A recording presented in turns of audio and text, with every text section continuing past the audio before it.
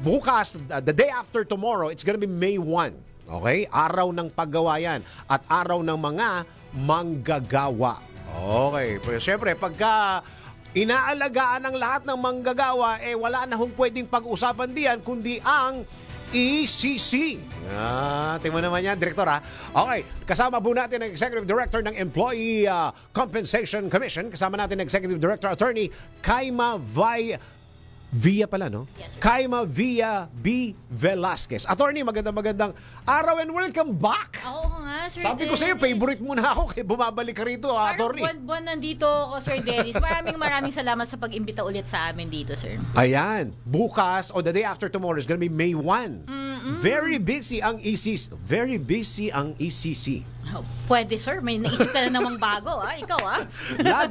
Laging busy ang ECC. Oh, di ba?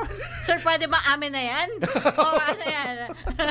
May naisip na namang May bago, naisip no? na naman na Oh, bago. laging busy ang ECC pagdating sa pagtulong. Oh, yes, sir. Tama ka dyan, Sir Dennis. So, ngayon nga na mag-May 1 tayo. May 1. Oo, ang Employees Compensation Commission as an attached agency of the Department of Labor and Employment ay kasama din sa pagtulong sa pag-celebrate ng ating 123rd na Labor Day ngayong May 1, 2025. So, ang team natin, Sir Dennis, ngayon, manggagawang Pilipino, kaagapay sa pag-unlad, sandigan ng mas matatag na bagong Pilipinas. Iyan. Sa bagay, kasi pagka sinabing Employees Compensation Commission, at talagang ang tutok natin ang lahat ng mga manggagawa. Wala kaming ibang beneficiaries kundi mga manggagawang Pilipino. So kung hindi ka nagtatrabaho, hindi ka makakuha ng benepisyo galing sa Employees Compensation Commission. So talagang specialized na group of Filipino people ang ating pinagsisilbihan.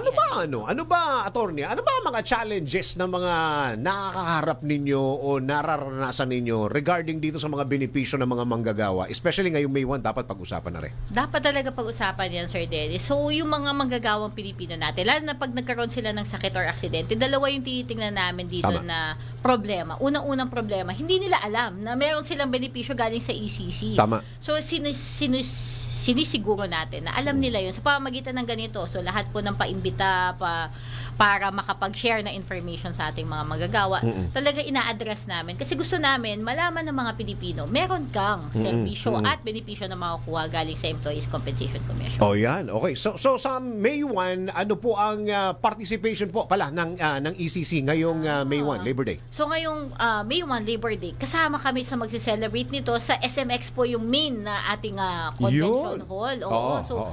Yung mga naghahanap po ng trabaho, may job fair po tayo na malaki. And hindi lang naman to sa SMX dito sa Luzon or sa Metro Manila. 69 sites sa buong Pilipinas. 69? Dami. 69. Marami po talagang job fair. Para po mag-offer ng Ano yung mga taga-Dole, taga-ECC, ma'am? Hindi sila nag-holiday pagka ganyan? Wala, sir. Wala kaming holiday. Walang holiday, ano? Yung iba, magbabakasyon, di ba? Sabi, i-leave mo na yung Biyernes kasi dikit mo na sa weekend. Tama. Kami hindi. Trabaho ang Mayo 1. Kasi yan ang pinaka-araw ninyo eh. That's why you exist, di ba? Dahil sa mga worker nito. Para sa mga workers. So kami yung magtatrabaho habang nagpapahinga yung mga manggagawa or double pay, di ba? Kung pinapasok ka ng boss mo, reminder ulit, holiday rule, saka pay rules. Automatic na yan sa inyo eh. Malapit na May 1, mag-meeting na tayo, pag-usapan na natin kung anong gagawin natin. Kasi talagang challenge po talaga sa lahat ng mga taga-ECC kung paano malalaman ng mga kababayan natin yung mga benepisyo nila sa ECC. Yan, Sir Dennis. So yan, trabahong malaki. Saka yung second na challenge siguro na hinaharap natin dito, yung mga na-aksidente sa trabaho, di ba, nagkakaroon ng injury, very limited yung options nila on rehabilitation services na sinusolusyonan naman natin nung pagpaplano natin para sa Workers Rehabilitation Center Complex. Napakaganda. Itong sinasabi natin na May 1, ito ba yung job fair ng Dole po? Nakasama kayo? Sabay-sabay yan, sir. Maraming activities. So, job fair, Kadiwa sites, tupad pay, DILIP awarding ng ating mga beneficiaries. Okay. So, kumbaga, punong-puno na aktibidades ang Mayo 1 para sa ating mga manggagawang Pilipino. Anong oras ho kayo makikita doon? Sir, O paano ho ba? registration starts at 7 a.m. po at sana po kung meron pong time ang ating presidente, nakasama po siya sa schedule na dadating po sa ating President Ferdinand Romualdez Marcos Jr. Oo. sa SMX Convention Center po. Ito yung Huwebes, Mayo 1, 2025. Ayan, alam mo naman si Presidente, pagka yung mga workers na Pilipino ang pag-uusapan, malapit-lapit sa kanyang puso yan. Niya po yan. Oo, Gusto niya po na natutulungan at na-address ang kanilang mga problema, Sir Dennis. Ano ho ba yung pagdating sa ECC? Ano ba ang ano? Ano talaga yung pinaka-benepisyo na nagagamit ng mga Pilipino? Attorney. Sir, ang hindi napapansin ng mga tao, pero nagbibigay tayo ng disability and sickness benefits. So ito yung income replacement tuwing nagkasakit or na-aksidente ka ng dahil sa trabaho. Again, para sa private sector, dalawang best ka pwede mag-claim. May SSS sickness or disability benefit ka at meron ka pang easy sickness or disability benefit. So double compensation yung maaari mong makuha. Kumbaga on top. On top. Oo, on top. Dagdag yan sa benepisyo natin. So usually, di ba, Sir Dennis, pag insurance, hindi ka pwedeng kumita Dapat Tama. replacement lang. Kung Tama. napapalitan na yung nawala sa'yo. Pero pag Employees Compensation Commission at work-related yung sakit or aksidente mo, 2 beses. So more than usual yung makukuha mo sa kanya. Pwede ba natin pag-usapan yung paano yung proseso, attorney? Kahit na napag-usapan natin before. Kasi sa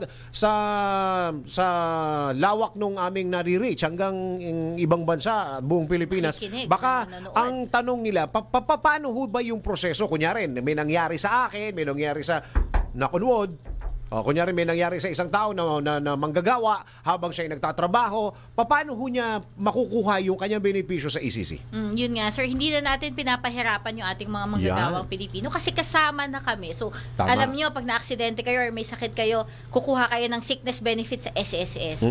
Automatic na to, itag nyo lang po na easy or work-related na rin yung sakit or aksidente. Automatic na po sabay na yung application na mangyayari para sa SSS sickness at easy sickness na makukuha ninyo. Okay, so parehas lang ba ng mga requirements? Same na same, Sir Dennis. So, hindi okay. na doble yung compensation, pero isang beses ka lang mag-a-apply.